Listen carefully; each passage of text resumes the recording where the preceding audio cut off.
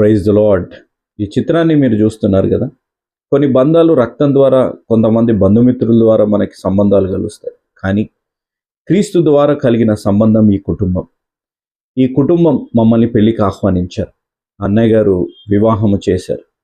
వారిద్దరిని దేవుడి యొక్క బంధంలో వారు కట్టబడేటట్టు ప్రమాణాలు వారు చేశారు దేవుడి సన్నిధిలో.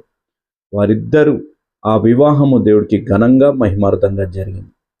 దీనిలో నేను ఒక మాట చెప్పాలని ప్రేరేపింపబడ్డాను. ఏంటిదనగా, వారు యేసుప్రభు వారిని ఎంతగా ప్రేమిస్తారు ఈ కుటుంబము అని అంటే, మేము ఒక గంట ఆలస్యమైంది వర్షకారంగా అయినా దేవుని వాక్యము వినపడాలి ఆ ప్రాంతంలో.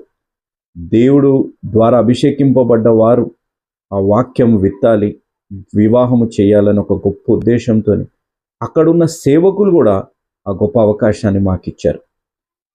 ఈ దృశ్యాన్ని చూడండి. పెళ్లి కొడుకు తండ్రి ఎందుకు ఇలా ఉన్నామో తెలుసా? ఆయన కన్నీరు కారుస్తున్నారు.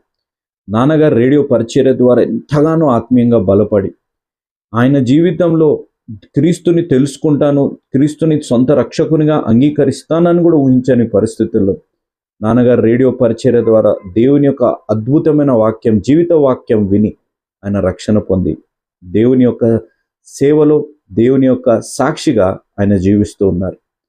ఆయన మా ఇద్దరిని చూసి, అన్నదమ్ములను చూసి కన్నీరు కారుస్తూ, ఇద్దరిని చూస్తుంటే జోషన్నకు జ్ఞాపకం వచ్చారని పెళ్లి రోజు కన్నీరు గార్చి నా సందర్భం మా ఇద్దరు జాన్ స్పర్జన్ గారు, భగత్ సింగ్ నాకు ఎంతగానో హృదయాన్ని కదిలించాయి. కాబట్టి నాన్నగారి కంటే గొప్పగా నమ్మకంగా పరిచర్య చేయలాగున మా కొరకు ప్రార్థించండి.